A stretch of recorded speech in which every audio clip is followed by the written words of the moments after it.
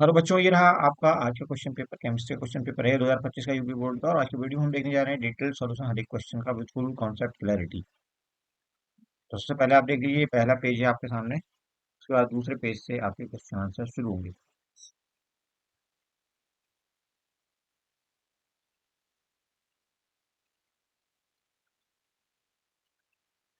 ये देखिए प्रश्न एक का एक विलयन में विलेय की सांद्रता 3.5 ppm है। इसे निम्नलिखित में से किसके द्वारा व्यक्त कर सकते हैं? तो आपको इतना याद रखना है कि एक ppm बराबर होता है 1 mg पर लीटर की। अगर हमसे पूछा गया है 3.5 ppm कितना होगा, तो यहाँ पे आप देखो 3.5 से आप मल्टीप्लाई कर दोगे इसको 1 ppm को, तो आपको मिलेगा। क्योंकि इधर मल्टीप्लाई किया तो इधर भी आपको मल्टीप्लाई करना पड़ेगा 3.5 से। तो ये कुछ इस ढंग से मिलेगा mg पर लीटर। तो यहाँ पे हमें क्या मिला? 3.5 ppm बराबर 3.5 mg पर लीटर। तो ऑप्शन कौन सा करेक्ट हो गया हमारा? ऑप्शन सी आपका करेक्ट हो जाएगा। हाँ देखिए, एमएन की अति सामान्य ऑक्सीकरण स्टेट्स हैं, ऑक्सीकरण अवस्थाएं हैं। तो +2 और हालांकि +4 भी शो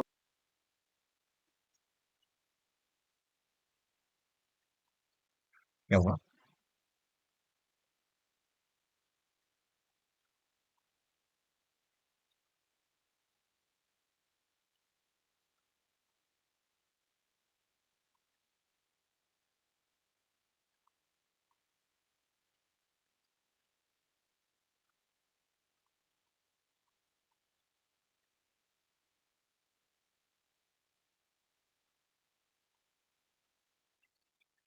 गा CuCN4 3 ये हमें एक आयन दिया हुआ है, इसमें Cu की उप सह संयोजन संख्या पूछी है। कोऑर्डिनेशन नंबर पूछा है, तो कोऑर्डिनेशन नंबर से मतलब होता है कि कितने लिगेंड्स डायरेक्टली अटैच्ड हैं मेटल आयन के साथ, ये मेटल के साथ। तो यहाँ पे आप देखेंगे 4 CN आयन डायरेक्टली अटैच्ड हैं, इसका मतलब ये है। और एक बात और पॉइंट यहाँ पे नोटेबल है कि ये CN जो है वो मोनोडेंटेड लिगेंड है। एक ही साइड से, वैसे तो दो साइड से कर सकता है बट है मतलब एक बार में एक ही तरफ से करेगा इलेक्ट्रॉन डोनेट। इसका मतलब सीधा सा ये है कि इसका कोऑर्डिनेशन नंबर 4 होने वाला है और कुछ नहीं हो सकता। तो ऑप्शन सी करेक्ट हो जाएगा। CN जो है वो एक तरफ से एक ही बार में, एक बार में सिर्फ एक ही तरफ से इलेक्ट्रॉन डोनेट कर सकता है। हालांकि उसका कार्बन भी इलेक्ट्रॉन डोनर है और नाइट्रोजन भी इलेक्ट्रॉन डोनर है। हाँ में पूछा गया वोल्फ किस्नर अपचयन द्वारा प्राप्त होता है। वोल्फ किस्नर रिडक्शन की बात हो रही है, तो यहाँ पर इंट्रोडक्शन होता है CH2 ग्रुप का। ये होता है कैसा है देखिए, तो इस ढंग से होगा ये। अगर हमारे पास है R2C करके कोई, ओके, R2CO, यहाँ पे CO ग्रुप लगा हुआ है, यानी कि कार्बोनिल ग्रुप लगा हुआ है, और इसका हम रिएक्शन करा देते हैं N2H4 की प्रेजेंस में और KOH की प्रेजेंस में। तो यहाँ पे हमें मिलने वाला है R2CH2, यानी कि जो CO ग्रुप है वो CH2 ग्रुप में कन्वर्ट हो जाता है और साथ में मिलता है हमें नाइट्रोजन गैस। ठीक है जी। तो हमारा ऑप्शन कौन सा करेक्ट हो जाएगा? ऑप्शन ए करेक्ट हो जाएगा।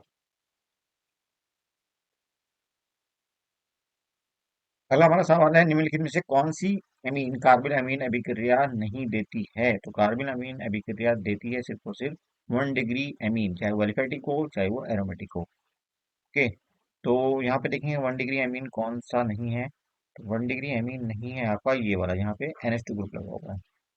ठीक है जी।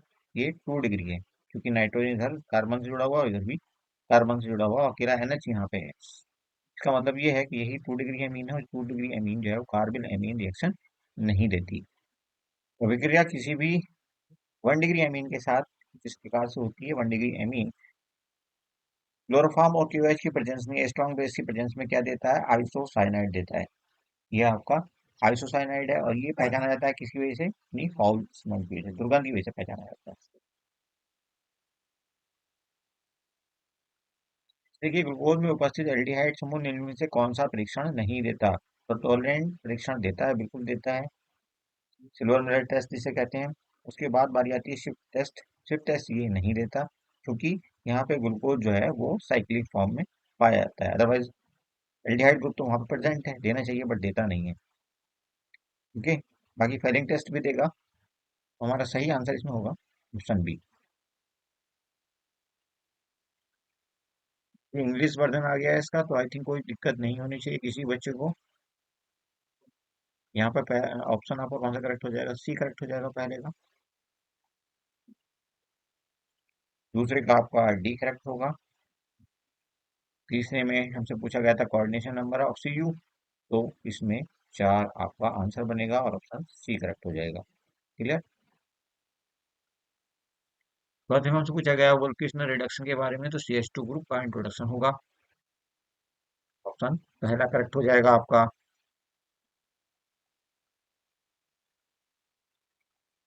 फिर ई देखिए, यहाँ पूछा गया है इनमें से कौन सी अमीन कार्बिल अमीन रिएक्शन नहीं देगी, तो 2 डिग्री अमीन या 3 डिग्री अमीन कार्बिल अमीन रिएक्शन नहीं देती। कार्बिल अमीन रिएक्शन सिर्फ और सिर्फ 1 डिग्री अमीन ही देती है, चाहे वो एलिफेटिक हो चाहे वो एरोमेटिक हो। तो ऑप्शन कौन सा करेक्ट होगा? सी ऑप्शन आपका आंसर बनेगा। करेक्ट। एल्डिहाइड के बारे में सवाल है कि एल्डिहाइड इनमें से, सॉरी, ग्लूकोज जो है, ग्लूकोज में प्रेजेंट एल्डिहाइड ग्रुप इनमें से कौन सा टेस्ट नहीं देगा? तो एल्डिहाइड जाना जाता है सिर्फ टेस्ट के लिए भी, टॉलरेंट टेस्ट के लिए भी, फेलिंग टेस्ट के लिए भी, बट ग्लूकोज का एल्डिहाइड सिर्फ टेस्ट नहीं देता क्योंकि ग्लूकोज साइक्लिक फॉर्म में एग्जिस्ट करता है। तो ऑप्शन बी आपका आंसर है। देखिए, यहाँ पे हमने बताना है प्रश्न संख्या 2 का मोलरता और मोलरता को उदाहरण द्वारा हमने समझाना है। तो यहाँ पे आप मोलरिटी और मोलरिटी को आसानी से समझ सकते हैं, दोनों का अंतर भी समझ सकते हैं। मोलरिटी की अगर हम बात करें तो इनसे हम कैपिटल एम से रिप्रेजेंट करते हैं, और यहाँ पे हम क्या क्या लेते हैं? मोल्स ऑफ सोल्यूट, यानी कि विले के मोल और विलियन का आयतन लीटर में। मोलरिटी की बात करें, इसमें हम कैपिटल एम से इसे हम रिप्रेजेंट करते हैं, सॉरी स्मॉल एम से रिप्रेजेंट करते हैं, और यहाँ पे भी विले के मोल लेते हैं, लेकिन नीचे आप देख रहे हो विलायक का द्रव्यमान लेते हैं किलोग्राम में, mass of solvent in KG. तो ये इन दोनों का डिफरेंस भी है, और ये कंसंट्रेशन टर्म्स हैं, सांद्रता के टर्म्स। बात करते हैं इसके खा पार्ट की। निम्नलिखित को समझाइए। लेंथेनाइड आकुंचन, ये लेंथेनाइड कॉन्ट्रैक्शन, ये क्या होता है? हम देखते हैं कि पीरियोडिक टेबल जो हमारी आवर्त सारणी है उसमें हम बाएं से जब दाएं की तरफ जाते हैं तो एटॉमिक नंबर भी बढ़ता है, एटॉमिक वेट भी बढ़ता है, लेकिन साथ ही साथ एटम का साइज भी, एटम का साइज यहाँ पे तेजी से घटता है। हालांकि घटना चाहिए लेकिन तेजी से घटता है। रीजन क्या है एटम का साइज तेजी से घटने का? क्योंकि यहाँ पे लेंथेनॉइड के अंदर एफ ब्लॉक में, एफ ऑर्बिटल में इलेक्ट्रॉन्स आ जाते हैं, और एफ इलेक्ट्रॉन की खासियत ये होती है कि उनकी शील्डिंग जो होती है वो बहुत पुअर होती है, जिसकी वजह से जो न्यूक्लियर चार्ज है वो ज़्यादा इफेक्टिव हो जाता है, और न्यूक्लियर न्यूक्लियर सॉरी एटम का साइज घट जाता है। इसी को हम कहते हैं लेंथेनॉइड कॉन्ट्रैक्शन। देखिए, बात करते हैं लेंथेनॉइड और एक्टिनॉइड की ऑक्सीडेशन स्टेट्स की। तो ऑक्सीडेशन स्टेट, हालांकि लेंथेनॉइड जो है वो कॉमन ऑक्सीडेशन स्टेट ज़्यादातर शो करता है +3, लेकिन एक्टिनॉइड के केस में ऐसा नहीं है। एक्टिनॉइड के केस में 2 से लेकर के +2 से लेकर के +7 तक की ऑक्सीडेशन स्टेट्स हो सकती हैं, और खास तौर पे नेपच्यूनियम NP, ये जो है आपका, ये 2 भी शो करता है, +2, +3, +4, +5, और +6, +7 भी ये शो करता है। ऐसे ही नेपच्यूनियम के अलावा प्लूटोनियम भी ऐसा ही करता है। Pa प्लूटोनियम, ये भी +2 शो करेगा, +3 भी शो करेगा, +4 भी शो करेगा, +5 भी शो करेगा, और +6 के अलावा +7 भी शो करता है। ये इसी प्रश्न का इंग्लिश वर्जन है, तो आई थिंक इसमें कुछ भी अलग से बताने वाला नहीं है। अब देखिए, इसका C part explain valence bond theory in coordination compound. तो valence bond theory coordination compound में हमें क्या क्या बताते हैं? सबसे पहले यहाँ बताती है, ये एज्यूम किया जाता है इसमें कि मेटल एटम्स या आयंस डोनेट करते हैं अपने वैकेंट या खाली ऑर्बिटल्स को लिगेंड के लिए डोनेट कर देती है। दूसरा इसका पॉइंट होता है कि मेटल ऑर्बिटल्स जो है हाइब्रिडाइज हो जा करके इक्विवेलेंट एनर्जी की ऑर्बिटल्स बना लेती हैं। और तीसरा पॉइंट इसमें है कि जो ज्योमेट्री ऑफ कॉम्प्लेक्स है, जो संकुल की जो ज्यामिति है, वो निर्भर करती है हाइब्रिडाइजेशन ऑफ मेटल ऑर्बिटल पे, मेटल ऑर्बिटल के हाइब्रिडाइजेशन पे है, किस टाइप का हाइब्रिडाइजेशन मेटल ऑर्बिटल अपनाती है। अब देखिए इसका डी पार्ट क्या कहता है? एक्सप्लेन करना है हमें वुड रिएक्शन को, फिर फिटिक रिएक्शन को। तो वुड रिएक्शन में क्या होता है, कोई भी एल्किल हैलाइड हम ले लेंगे और इसकी मदद से, यहाँ पे आर एक्स ले लिया हमने और यहाँ पे हमने सोडियम ले लिया है। सोडियम को चूंकि बहुत ज़्यादा रिएक्टिव होता है, इसको कंट्रोल करने के लिए भी हमने इंतजाम करना पड़ता है। ड्राई ईथर लेते हैं हम यहाँ पे, ड्राई ईथर, ताकि इसको कंट्रोल किया जा सके, बहुत ज़्यादा रिएक्टिव होता है ड्राई ईथर। ठीक, तो ड्राई ईथर के प्रेजेंस में एल्किल हैलाइड का सोडियम के साथ जब हम रिएक्शन कराते हैं तो यहाँ पे हमें सिमेट्रिक एल्केन मिल जाती है। सिमेट्रिक एल्केन मतलब number of atom, carbon atoms जो है वो 2 होंगे, 4 होंगे, 6 होंगे, तो हम आसानी से ये एल्केन बना सकते हैं वुड रिएक्शन की मदद से। अब बात आती है फिटिक रिएक्शन की। तो फिटिक में भी यही केस होता है, लेकिन यहाँ पे एल्किल हैलाइड नहीं होती, बल्कि एरोमेटिक हैलाइड होती है। एरोमेटिक हैलाइड अगर आप ले लोगे, बाकी सब चीजें एज इट इज रहेंगी। जैसे आपने बेंजीन ले लिया, इसके ऊपर एक्स लगा दिया, एल्किल हैलाइड, एराइल हैलाइड होगी। एराइल हैलाइड को हम क्या करेंगे, फिर से सोडियम के साथ ट्रीट करेंगे और यहाँ पे इसके भी 2 मोल लेंगे। ओके, यहाँ पे देखिए ये फिर से ड्राई ईथर के प्रेजेंस में ये सब होने वाला है। ड्राई ईथर, ड्राई ईथर तो यहाँ पे बनने वाला है आपका, ये दोनों रिंग जुड़ जाएंगे आपस में। डाइफिनाइल या बाइफिनाइल इसको हम कहते हैं। ओके, यहाँ पे एक और चीज नोट करिए, ये Na जो है वो एक्स के साथ जाएगा, तो 2 मॉलिक्यूल यहाँ पे NaX के बनेंगे और यहाँ पे भी 2 मॉलिक्यूल NaX के बनेंगे। कमी इन दोनों रिएक्शंस की यही है कि इसमें एसिमेट्रिक एल्केन्स, या कहना चाहिए कि नंबर ऑफ कार्बन एटम्स जो है वो 3, 5 ऐसे विषम संख्या वाले एल्केन्स या कहना चाहिए एरोमेटिक कंपाउंड नहीं बन सकते। अगला प्रश्न देखिए, प्रश्न संख्या 3 का 28 ग्राम की वो अणुभार जिसका है 56, वो कितने ग्राम, कितने ml विलयन में घुला है, वो विलयन में घुला है 500 ml, यानी कि आधा लीटर। तो विलयन की मोलरता की गणना कीजिए। मोलैरिटी पूछिए हमसे, मोलैरिटी सॉरी, मोलैरिटी। मोलैरिटी के लिए हमें क्या चाहिए, हमें चाहिए number of moles of KOH। KOH बोला गया है ना, विलय तो यही है। तो ये 28 ग्राम बोला गया है, कितने में बोला गया है, सॉरी 28 ग्राम, और इसका अणुभार कितना है 56 ग्राम। तो 28/56, और यहाँ पे आयतन कितना है विलेन का, आधा लीटर। वैसे कह सकते हो आधा लीटर। ओके, तो यहाँ पे इसको आप सॉल्व करोगे तो 28 × 2/56 कितना आ जाएगा, 1। यानी कि मोलरिटी कितनी हो जाएगी, इसकी मोलरता 1। ये हमारा आंसर होगा।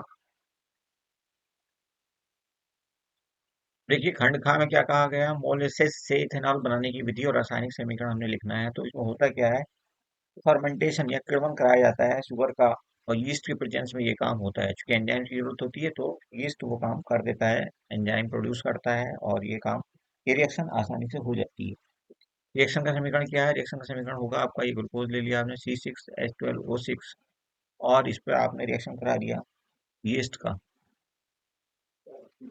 यीस्ट एंजाइम प्रोड्यूस करेगा, और ये एंजाइम क्या करेगा, ये कन्वर्ट कर देगा एल्कोहल में, इसको एल्कोहल C2H5OH, और साथ में निकलेगी कार्बन डाइऑक्साइड गैस, 2 मोल निकलेंगे इसके। ठीक है जी, तो इस ढंग से ये रिएक्शन होगी, और ये कैसी रिएक्शन होगी, एनारोबिक होगी, क्योंकि अनाक्सीकरण होता है, यहाँ मतलब अनाक्सी श्वसन होता है सर, यानी कि ऑक्सीजन यहाँ पे अवेलेबल नहीं होती, उसकी जरूरत नहीं होती श्वसन करने के लिए ये।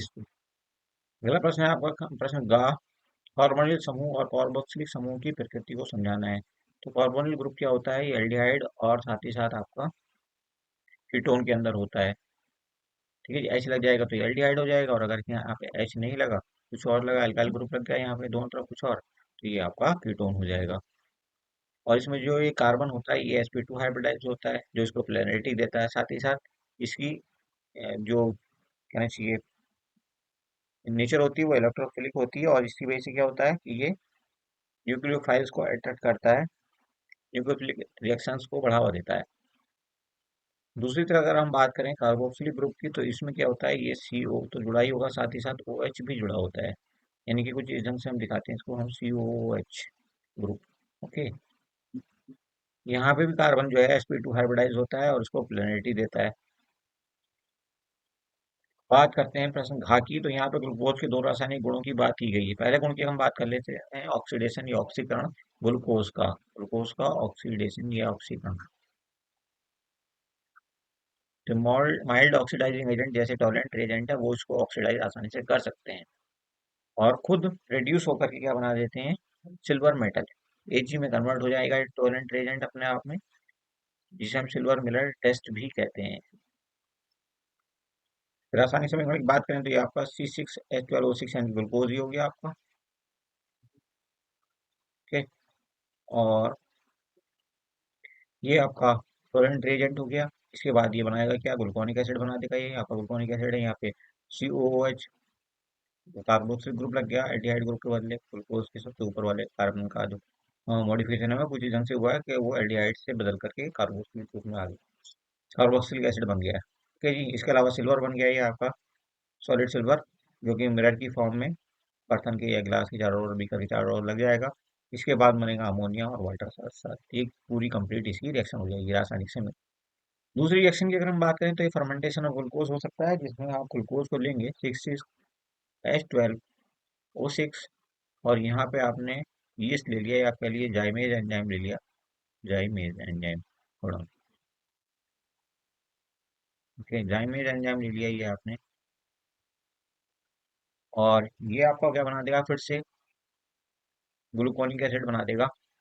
यहाँ पे COOH, ओके यहाँ पे फिर से कार्बन ऐसे हम लगाते चले जाएंगे। बाकी सब कुछ स्ट्रक्चर आप जानते हो ग्लूकोनिक एसिड का, आपको बताया था अभी 6 कार्बन के साथ, 1 2 3 4 5, और यहाँ पे हो जाएगा छठा कार्बन, यहाँ पे CH2OH ग्रुप लगेगा।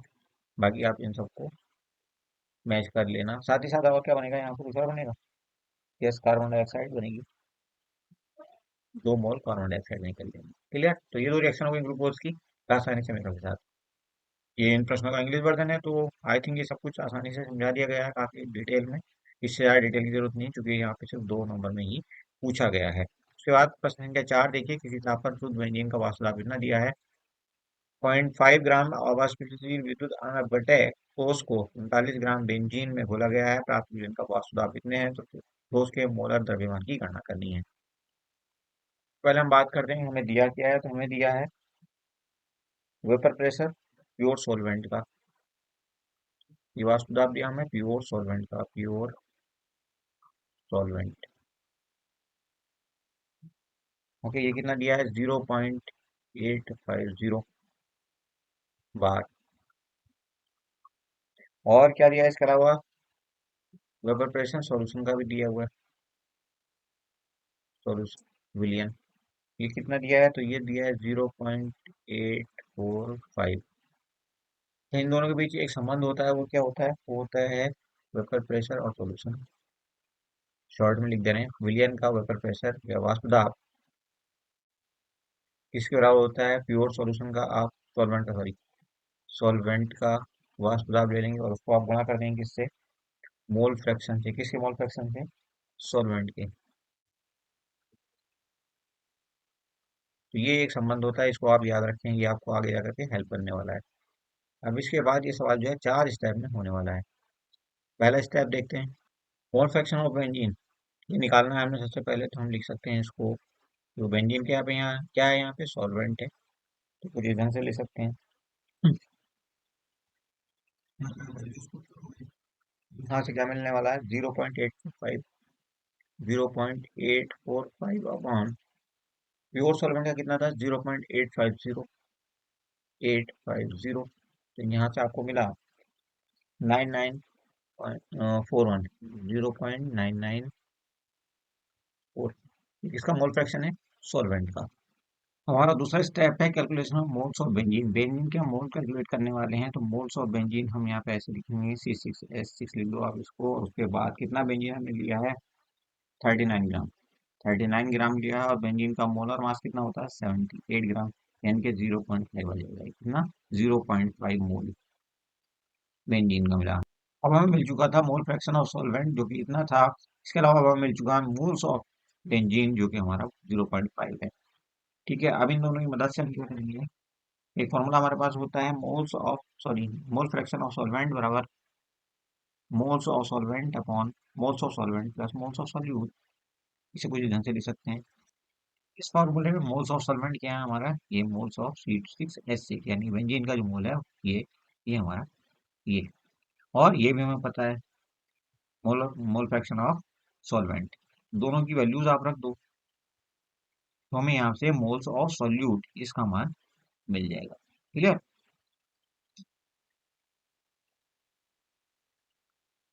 का मान निकाल लेते हैं मोल्स ऑफ सॉल्यूट का, ये हमें इतना मिल जाएगा। अब स्टेप 4 में हमें क्या निकालना है, मोलर द्रव्यमान, मोलर मास निकालना है। तो स्टेप 4 कुछ इधर से होगा। Step 4, calculation of molar mass, calculation of molar mass. Okay, molar mass के लिए फॉर्मूला क्या होता है, मोलर मास बराबर मास ऑफ सोल्यूट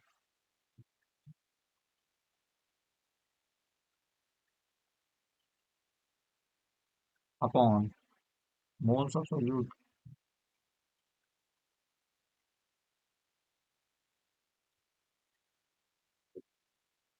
मास,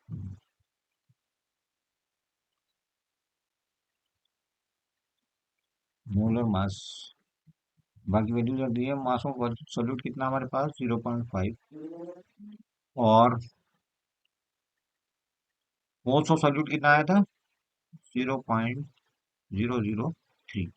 इसको आप डिवाइड करोगे तो आ जाएगा 1.66, सॉरी 166.67, या से आप कह सकते हो 167 ग्राम पर मोल। ये हो गया आपका आंसर।